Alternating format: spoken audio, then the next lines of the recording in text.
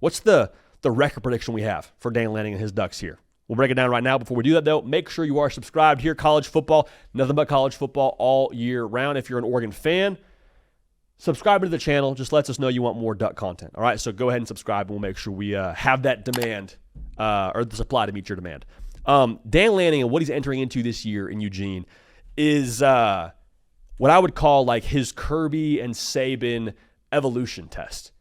We've said it a couple times, but those Bama teams under Saban, it didn't matter who they lost.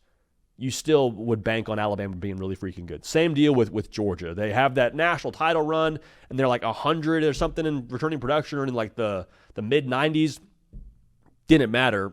Georgia still won the national title the next year, and they did it with a different cast of characters. Oregon, by my count, has one healthy offensive returning starter. They had two, but Evan Stewart goes down. You have four returning on defense. Whole new cast of characters.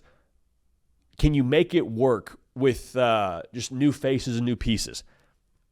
Now, I don't expect a massive drop-off from a talent perspective because Dan Lanning and the staff and Marshall Malco, who's essentially the GM out there, they've done the work. Right now on this roster, you have 2 top 5 portal classes, 3 top 10 classes each of the last 3 years, and you have 2 top 5 classes on the recruiting trail the last 2 years. So, you got some good players. You don't know all their names just yet. You haven't seen all of them make plays on Saturdays just yet, but they've been out there in Eugene doing the dirty work as reserves or maybe getting some garbage time. But the thing that's interesting about this year, this is the year where Dan Lanning's staff and Dan Lanning himself, their development, I think, will be on display. Because Dante Moore, he's a first-year starting quarterback at Oregon, but he's been there for a whole year. How much is a Will Stein, a Dan Lanning, a Tosh LaPoy, how much are they able to elevate their guys? Like Peyton Woodyard, he transferred over when Saban retired. He's been there for a year.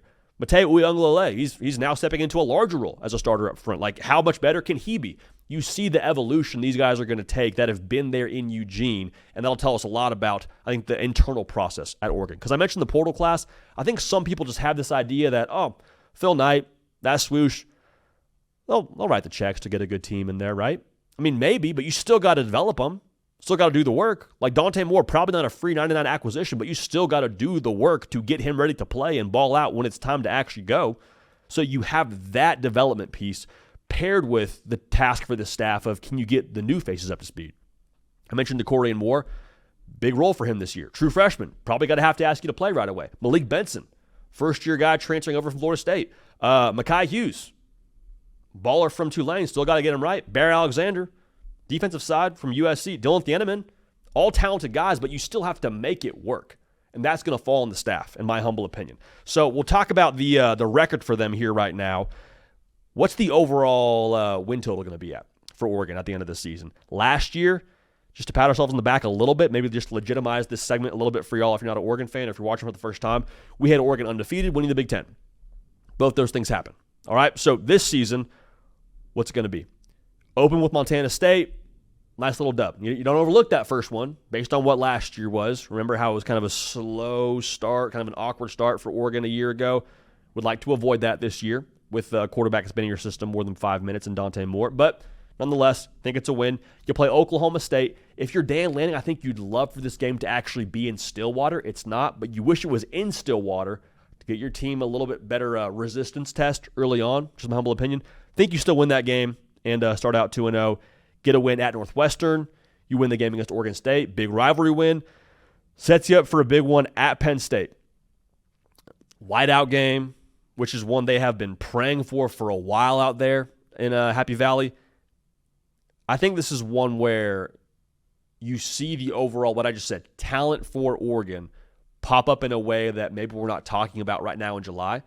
I don't think that the talent disparity is all that massive between those two rosters, contrary to maybe whatever any preseason magazine would tell you right now. I think that Oregon and Penn State will actually be a tremendous matchup.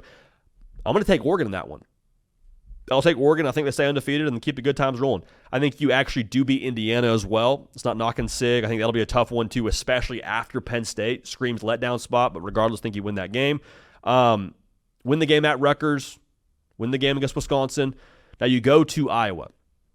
Here's my thing. I I have a very difficult time sitting here and projecting Oregon to be undefeated 2 years in a row. That just feels like a very, very lofty prediction for us on this show. So I think you lose that game at Iowa. Scrappy outfit, tough place to play, rock fight kind of vibes. I mean, you know what you're going to get from that outfit. I think you drop that game. But how you respond will tell us a lot, too, about how Oregon is prepared to move forward here in 2025. Because in some ways now, I want to be careful how I say this, because nobody actually thinks this way in that building. If I'm an Oregon fan, I might feel this way a little bit. I wonder how much extra weight was on Oregon going into the college football playoff having a 0 in the loss column.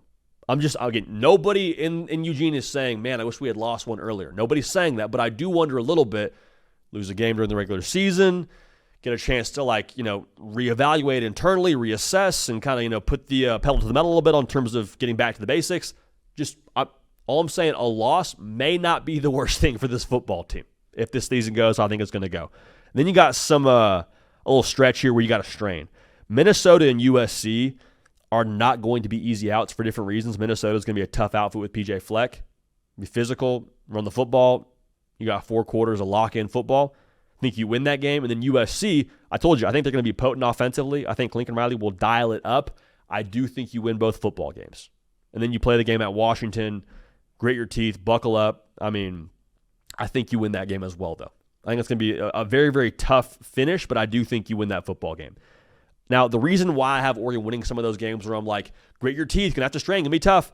I just think Lanning has created a culture that is all of the good things that come with college football of love for one another and, doing it for the guy next to you and all those cliches, but also kind of like this professional mindset of, no, you're accountable. You have to reset. You have to bring your best every single day. It is a forget everybody but us kind of culture here in Eugene. And some of that comes with, honestly, choosing to go to Oregon. Like, Oregon recruits nationally. Choosing to go play your college football in Eugene, Oregon, that's out there, man. Like, that's college football Siberia, essentially. You're not living next to any massive cities. You're going there to play football.